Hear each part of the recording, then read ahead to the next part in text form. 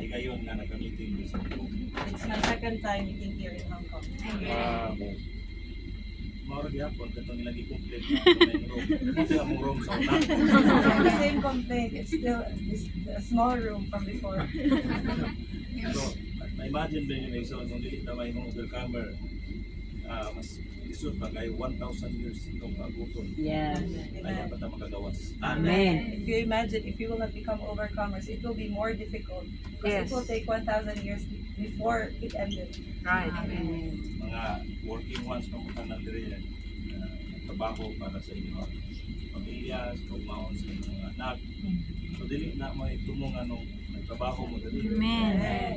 Para ta sa pahiuli sa Ginoo. Amen. Amen. Right. You're all working ones, working for your families, but still, it is not the goal. Man, we are for God's economy. Yes.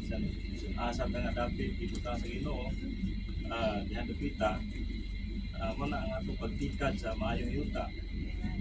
Wherever we are being put by the Lord, it is our laboring of our good land. Yes. Si Kristo ang ihulagwayan sa maayong yuta sa Kanaan. Amen. Christ is the good land, and Christ is being typified as the good land in Canaan. Kanong kinahanglan sila mo ato katulo sa usa ka tuig sa templo. And why do they have to go 3 times in the temple? Kaya magdala sila sa ilang mga apon, ilang halad First fruits. makapatagbaw, makapalipay sa Diyos. Amen. Because they have to bring something that would satisfy God. Ilang abot, ilang usahan, naon sila kauban sa kanang mga tao, sa sacerdote o katubangan sa Diyos. Amen. They would all enjoy all their produce before God with all their offerings. May tulo ka pista nga ilang sa ulobon dito. Mm. Una, pista sa tabernakulo, Of the pista sa Lamb. tinapay nga walay libadura, o pista sa Cordero. bunga. Unarang bunga. Amen. There are 3 feasts. The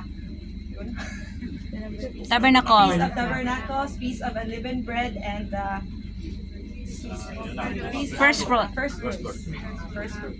So, manang magdala, ang uban, magdaog, ng baka, karnero, buyod, sila dito. Then some are bringing cow, the oxen, the sheep. O, uban, magpasaan sila itong ilang mga sheep, itong mga barley. Then even carrying their sheep, their barley, their produce. Amen. Walay taxi, walay Oh, sacrifice jud. sacrifice sila, magdala sila. Amen. There's no taxi. They have to sacrifice and go walk. Yes. Ito ang mga abot sa ilang mga paghago may isoon. Amen. Those are the produce of their laboring. Amen. Mutambong mo sa tigom, di lang nga, moari mo magdamo sa inyong mga offerings, yung material offerings. No? Mga gutsi nga ba? Ang kalipayan sa Ginoo, ang inyong paghago yun. Amen. Paibog gayon. Maayong yuta, ang dagaya kayong abot sa tibok simana ninyo nga pagpahimo. Whenever you come to the meeting, we do not just bring our material offering. We also need to bring our produce, our surplus of Christ. Yes. Na higugmata sa Ginoo. And first, we need to love the Lord. Punta kita sa Ginoo, matagutlo. Amen. We need to contact the Lord every moment. Di lang ilang mataguntag na nagtrabaho ta. Not just every morning when we go to work. Tibok adlaw. And Yes. it should be all day long. Amen. Na sa atong kasing-kasing. And the Lord is in us. Nasa sa Espiritu. It's in our spirit.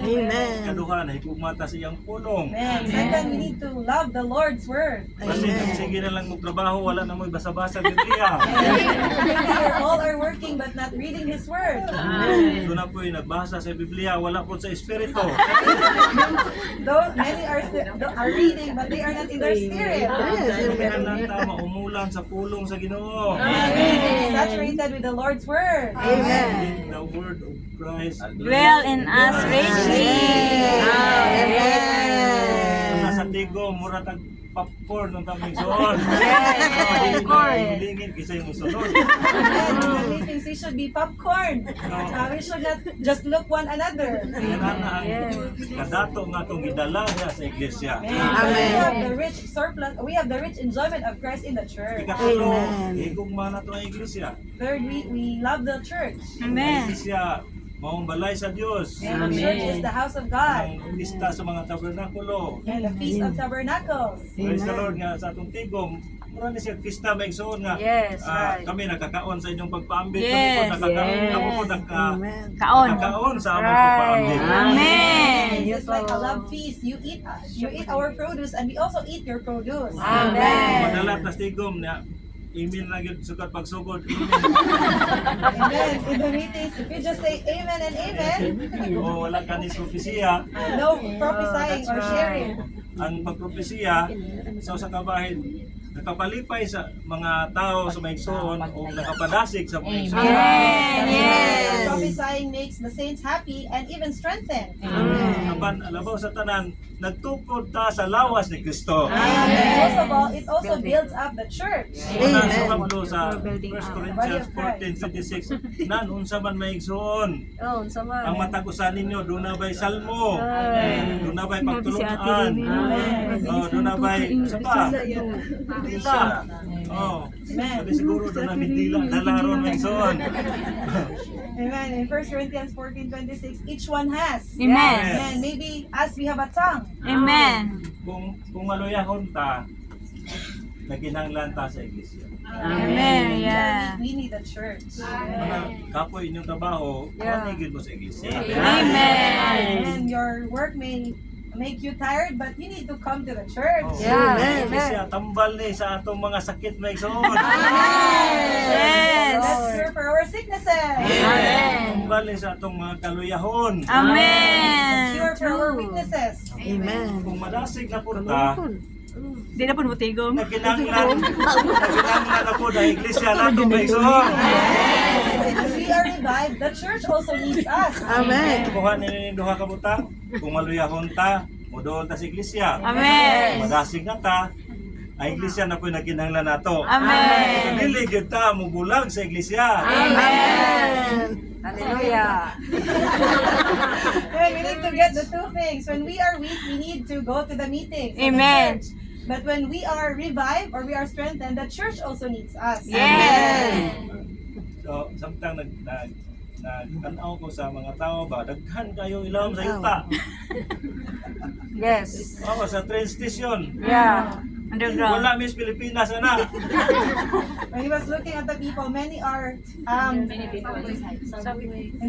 MTR. Yes, in the Philippines, subway. In the subway, we do not have that in the Philippines. Right. Kabalong mo ison sa Kaliman wala to. Kada adlaw magkalakaw ko 18,000 steps. Man, this is our fifth day, and every day we can walk 18,000 steps. Kuya Pi gabi We almost made that Alam mo last ang night. gusto niya? Ang gusto niya? Si cucumber dried, si Tanaw ko sa train. Mayati. Ang mga tao. Mayati. Ngayon ba dili kasakay ba no? Mabiyaan. When he looks at the train, many are running, or walking fastly. Nagaman ako bersikulo. I will give you a verse. Mateo 11:12. Matthew 11:12. Tamay ba ito? Basahan na yun. Ingon siya, Bisaya. Bisaya. Kapag sukat sa mga adlaw ni Juan Bautista, hangtod karon. Oo, para ma-translate mo yung sinasabi niya. Okay, Mateo 11:12.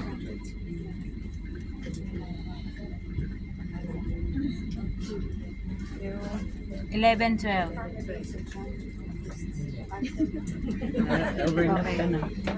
Siya nakaranig. Amen. Matthew 11:12. But from the days of John the Baptist until now. Luksanay gyud ang pagsulod sa gingharian sa mga langit. Yes. Amen. The kingdom of the heavens is taken by violence, Violence. Ug masulod kini sa mga taong mapugsanon. and violent men seize it. Nigsoon. Ang panahon sa grasya musira. Karon panahon sa grasya. Time of grace. Inig sira sa panahon sa grasya, mao na ang panahon sa gingharian. Amen. The time of grace will close. And after the dispensation of grace close, it will be the time of the kingdom. Ani ata karon sa panahon sa grasya. And we are in the age of grace. Kung luksanay mo nga makaapil sa tigom, samot na nga magsanay ta nga makasulod sa gingharian. Amen. If we are by forcing, Forcing. Hindi na mapubos pa o sunod. Dili kita makasunod. amen. If we will not force to be in the age of grace, it will also be hard for us to be in the age of the kingdom. Amen. Apan, nasunod kini sa mga taong mapugsanon. Amen. But. But it will be taken by violent men. Mutana ko ni Mison, doon na ba'y mapugsanon na espiritu diha sa atong sulod? Is there a violent spirit in us? Kamupugos gyud mangandoy nga magasulod sa gingharian sa mga langit. And there is violence to Oh, enter Lord. into the kingdom of the heavens. Aron makapahibulos ta sa 1,000 years na Amen. Enjoy the 1,000 years as a reward. Amen. Pugos ba ta? Pero ang train, sira sa train, dili man ko dilihan to mabli.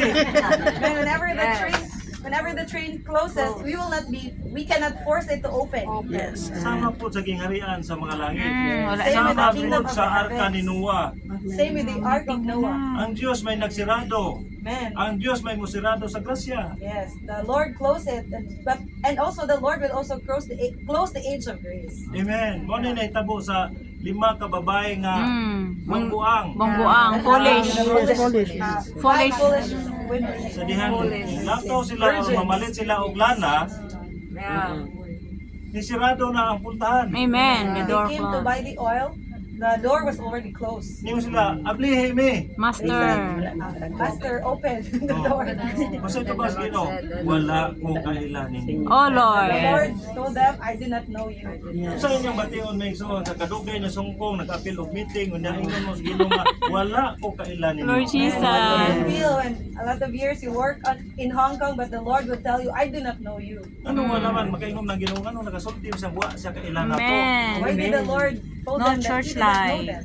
Nga ang iglesia iyahamang pangasaunon. But the church is his bride. Ang pangasaunon kanunay gyud siyang nangandam alang sa adlaw siyang kasal. Amen. The bride is always preparing for his wedding day. Usa may inyong buhaton make sure kung ang inyong kasal ugma na mabot ang pamanunon niya. Ugma na inyong kasal. Unsa inyong buhaton? Di ba magmangandaman mo, magpatahom gyud mo ug maayo? What would you do to prepare? What would you do in preparation if tomorrow is your bridal. wedding day? We would be beautified. Like we would prepare ourselves to be beautified. Make sure basin ugma na ata magtagbo sa Ginoo. Yes, maybe tomorrow we would be meeting the Lord. Amen. Lord Jesus. Amen. Ginalan ta mangandam. To prepare ourselves. Ginalan ta magpatahom diha siyang pulo. And we beautify ourselves by coming to His Mapatahom Word. ka diha sa panagatigom. And we beautified by coming to the meeting. Di lang magdala ta sa atong surplus kundi nagpatahom ta alang sa adlaw sa atong kasal. Meeting our surplus, but also being beautified for the wedding day. Ngano man ningon ang Ginoo nga wala ko kailan ninyo. Maybe the Lord told them that He did not know them. Tingali wa ta makigtagbo sa Ginoo matag buntag aron personal nga mokontak sa Ginoo. Amen. Maybe we did not have the time to meet with the Lord in the morning. Hindi na mahimo nga ako ulitaw ko niya nay mo talit og abot nga babae gumingon siya nga ako ang imong pangasaunon. And it's not possible that in His part there will be a lady then coming to Him and saying, I am your bride. Ang Ginoo naghulat yun nga motubo ug muhamtong ta sa kinabuhi. Amen. The Lord is waiting for us to grow and mature in life. Mga kababae na galing. Amen. Two Woman. women grinding. And Ang usa gilalin, ang usa gibilin. One was taken and one was left. Kasi maglingi-lingi mo siyang tapad niya sa kito. Maybe you would look to your mates who will be left behind. Nagsoon para ninyo ni nga mga nagtrabaho din sa Hong Kong. Amen. Says this is for you working in Hong Kong. Samtang nagtrabaho mo, nahigugma mo sa Ginoo. Amen. You are loving the Lord. Amen. Sa Balance. pagtungha sa atong Ginoo. Balance. You are loving His appearing. Nahigugma mo nga lalinon ta sa Ginoo. You are loving to be raptured by Him. Amen. Sila duha mga magtotoo ning nagaling pero gibilin ang usa. Amen. They were the same, but two was left. And Ano one man? was left. Ang iyang kasing-kasing nahigugma siyang trabaho. Because because she loved her work. Nahigugma sa kaugmaon sa iyong mga anak. Maybe she loved also the future of her children. Mo panikamot nga makagawas pa mo aning hawlaha may son. And do not attempt to be out of this cage. Mo ni ang pahat nga gigahin sa Ginoo para ninyo aron motubo tag mohamtong sa kinabuhi. Amen. This is our portion allotted by the Lord for us to grow in life. Sa Hong Kong pag first meeting na ko diri usa ra gyapon ka elders brother Daniel. Pero nanay ko brother Puno. Oh, Amen. nagtrabaho When rin. I first meet here in Hong Kong, there was only one elder, that was Brother Daniel. But now there are now two brothers. Nehet ba o brother sila trabaho? Nanay mga asawa diri Brad. Nanay. Oh, na po na sila asawa Sige lang, giko. Na may gayunan pa panahon pa pa siya nga maapil kita glalin mangandoy kita may igsoon nga nalinon kita nagbalik sa Ginoo. And we aspire to be raptured by the Lord. Praise the Lord. Salamat sa Ginoo may igsoon. Amen. Nadasi pud may nga kami po dito sa Cebu sa ko nagnegosyo mi dito kapoy kaya mong trabaho. Bago lang nahuman ang working ones sa Cebu. Amen. We were also encouraged back in Cebu. They are Oh, they yeah. are businesswomen. Kami nagluto mi dito sa kusina. 2,800 ka mga igsoon ni sa meeting. Kami po dito sa kusina nagluto po mi para sa among mga igsoon at mga igsoon. Amen. So last April, we had our working ones, 2,080 Attendance. 800. So they were the ones cooking for them. Init yung kusina niya nagplano mi mo may kung kay magbabugnaw. The option is so hot. So we're planning to go in Hong Kong to experience the cold. Pero init na naghapon. Pero mas init pa gid ang gugma sa Megson. All of the saints is more hotter. Muli namin ng gabi Megson nga Amen. invite namin niyo kasi sunod higayon mag-aadto pud mo sa Cebu. Lahos pud mo sa Muan dito sa Olango Island. So tonight we will be going back to the Philippines. He also would like to invite you to come to Olango Island. Amen. Sakay ka sa iyang yati. May yati yan sa video. Wala po.